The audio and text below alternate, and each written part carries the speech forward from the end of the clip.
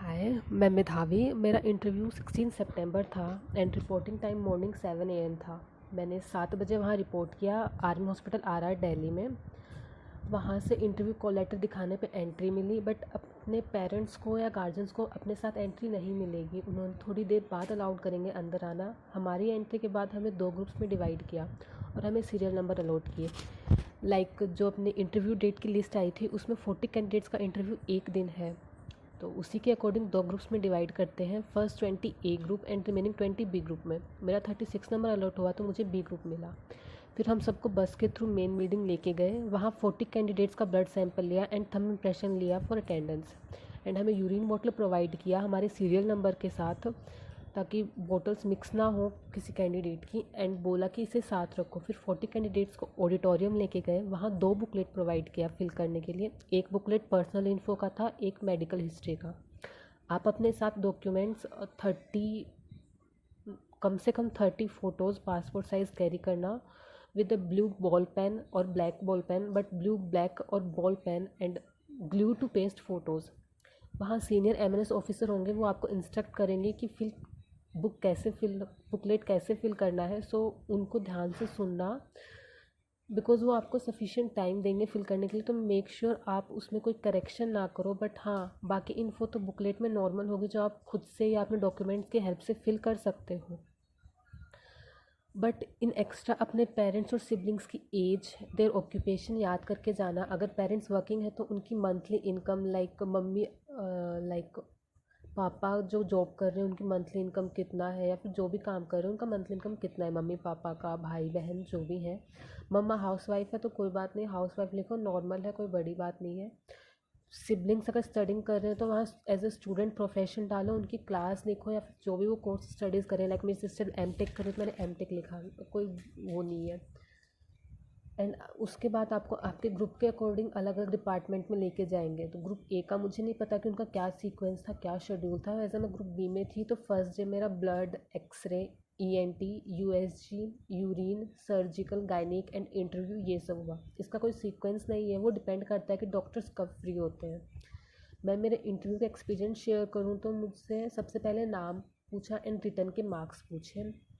And उसके बाद मुझसे पूछा कि अगर आपको एक स्टोन देते हैं तो आप उसकी एज कैसे पता करोगे। लाइक मानो हमने आपको स्टोन दिया तो आप कौन से मेथड से उसकी एज पता लगाओगे। नॉर्मली बायो से ज़्यादा पूछ रहे हैं। मुझसे पूछा किडनी के फंक्शंस, उनके सब यूनिट क्या है, कितना ब्लड वो प्योरीफाई करती है एक दिन में, कितना यूरिन एक्सक्रीट आउट करती है। एंड हाँ, RBC का पूछा था, RBC फॉर्मेशन, फंक्शंस, और my father's name and his names meaning. बस इतना ही पूछा, बाकी उन पर डिपेंड करता है, वो सबसे अलग अलग पूछते हैं कि, बट मोस्टली वो 90% बायो से क्वेश्चन कर रहे हैं। एंड हाँ, सब गायनिक के लिए थोड़ा हो रहा होगा कि गायनिक में क्या होता है। तो बी नॉर्मल, गायनिक कुछ ज़्यादा सीरियस नहीं है। बस एक लेडी डॉक्टर होंगे कैबिन में, उनकी एक assistant. They ask you to remove your all cloth except your undergarments and they normally check marks on your body. हाँ, अपन को फील होता है कि अजीब होगा। इवन मुझे भी जब सुना तब फील हुआ कि अजीब है, बट मैं मेरा एक्सपीरियंस बता रही हूँ, ऑकवर्ड नहीं होता। वो नॉर्मली आपसे आपके मार्क्स देखते हैं कि कोई सर्जिकल मार्क्स नहीं है, दैट्स इट। गायनिक में कुछ ज़्यादा नहीं है। एंड हाँ, बुकलेट में वो आपसे इन्फॉर्मेशन में आपके मेंस्ट्रुअल साइकिल के बारे में भरवाएंगे। लाइक लास्ट मेंस्ट्रुएशन कब आया था, उसकी डेट क्या थी, अबाउट योर फ्लो, हैवी है, नॉर्मल है, कितने दिन का होता है। तो मेक श्योर आपके दिमाग में हो, आप वहाँ उसमें कुछ करेक्शन ना करो। बिकॉज ये होता है ना कि अपन ने लिखा काटा, तो वो वहाँ पे MNS ऑफिसर्स होंगे, वो आपको डांटेंगे बहुत ज़्यादा, क्योंकि उस बुकलेट में कोई करेक्शन नहीं होनी चाहिए। एंड बुकलेट में अपन को सब कुछ कैपिटल्स में भरना है, वो आपको वहाँ इंस्ट्रक्ट कर देंगे। एंड ईमेल आईडी लिखवाते हैं, तो मेक श्योर आपको आपकी ईमेल आईडी याद हो, जिस पे आपका फाइनल मेरिट लिस्ट आएगा शायद, बिकॉज वहाँ पे ईमेल आईडी लिखना ज़रूरी है उस बुकलेट में। बस फर्स्ट डे इतना ही था, उसमें कुछ ज़्यादा नहीं था। हमें शाम को 7 बजे इवनिंग में फ्री कर दिया। एंड अगर हाँ आप लंच की पूछो तो लंच चाहो तो लेके जा सकते हो, अदरवाइज़ वहाँ कैंटीन है फास्ट फूड के लिए, like chips, biscuits, patties and oily food. अगर आप ये खाना चाहो तो आप ये खा सकते हो, तो उसके लिए आप अपने पैसे लेके जाइए साथ। और हाँ, एक वाटर बॉटल नेसेसरी है, वो कैरी कीजिए, क्योंकि पानी की रिक्वायरमेंट होगी, वरना आपको वहाँ का माहौल देख के थोड़ा हेजिटेशन होगा, क्योंकि वो हॉस्पिटल है तो वहाँ की स्मेल एंड ऑल थोड़ा होता है।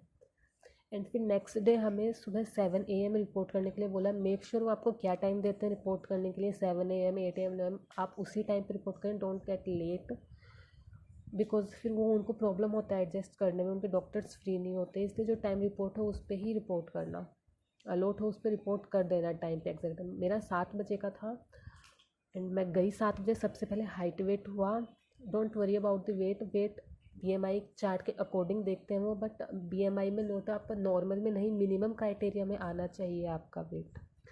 लाइक मेरा 169 सेंटीमीटर हाइट है, तो मुझे BMI के अकॉर्डिंग मेरा नॉर्मल वेट 62-80 है मेरा तो मेरी सेम हाइट की का 74 kg था, उसको रिजेक्ट किया ओवर वेट की वजह से, मेरा 64 है, मुझे नॉर्मलाइज किया है, मुझे मेडिकली फिट किया है, क्योंकि BMI के अकॉर्डिंग आपका नॉर्मल क्राइटेरिया में आना, मिनिमम क्राइटेरिया में आना चाहिए वेट।